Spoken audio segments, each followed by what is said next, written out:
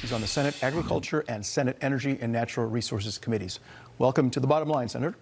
I have a question for you, which is obviously we've seen over the last few days all the chaos in the economy due to tariffs.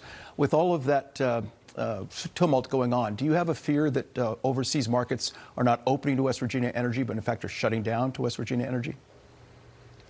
I think it's so premature to think such a thought. Really and truly, I believe we elected President Trump. We absolutely have a great leader.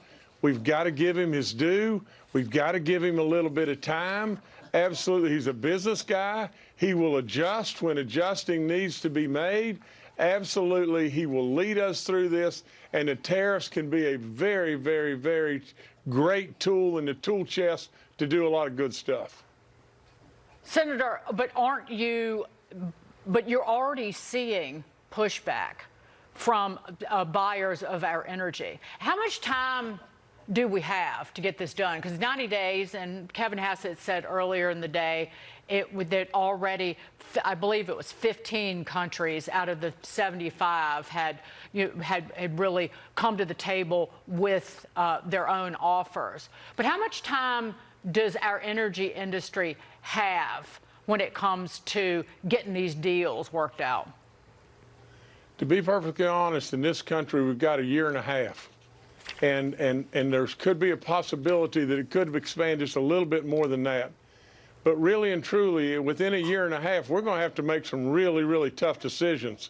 If we don't get busy with absolutely cleaning up the network and making it absolutely functional on the grid, if we don't absolutely bring more energy to the table, we're going to have a demand for energy like you can't possibly imagine. Yep. Absolutely. It could very well be an electricity demand of double what it is today. Well, what is that going to do? I mean, really and truly, are we going to choose between keeping our homes cool and warm in the winter? Or are we going to choose between the opportunity of jobs and industry? Because today, you can't possibly do both. No matter what, I mean, I'm from West Virginia, and I know a lot about energy, and I will promise you that Doug Burgum is a superstar, and he knows and knows very well, and so does President Trump. Yep. And that's why President Trump the other day made us all so proud in regard to coal, because we've got to have coal. Indeed, sir.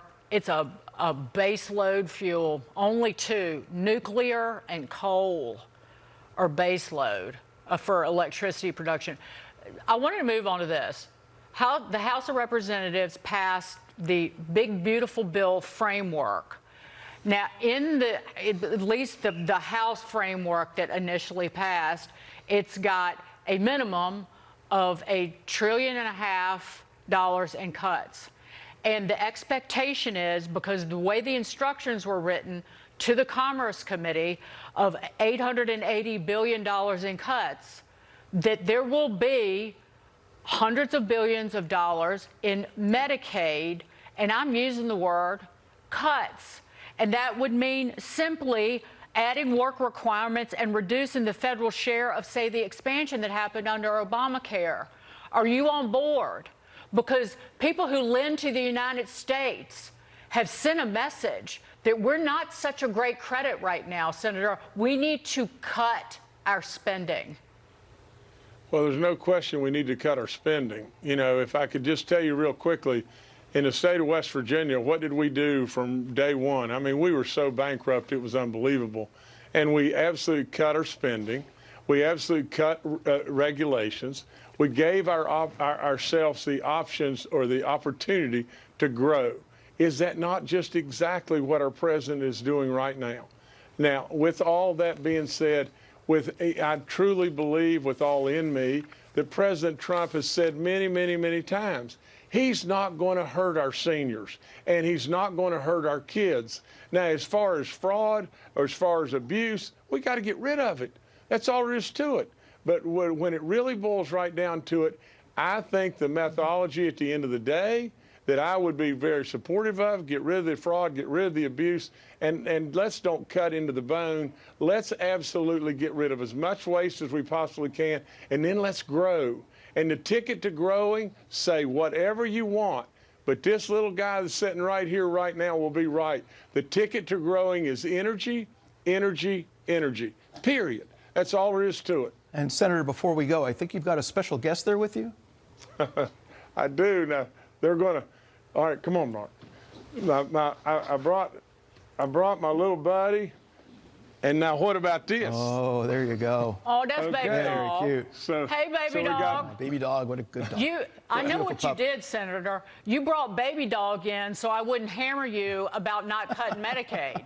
That's what you did. Well, Baby Dog believes this, Dave. She loves you and loves you more than you'll ever know. And she makes people smile, and she loves everybody. And I don't know how the message could be much better.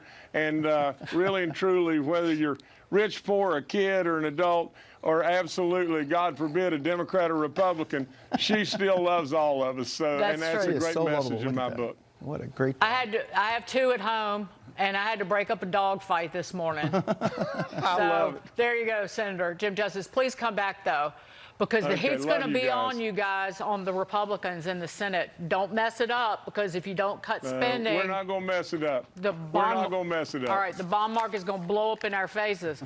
Straight ahead, gone and forgotten no more. Here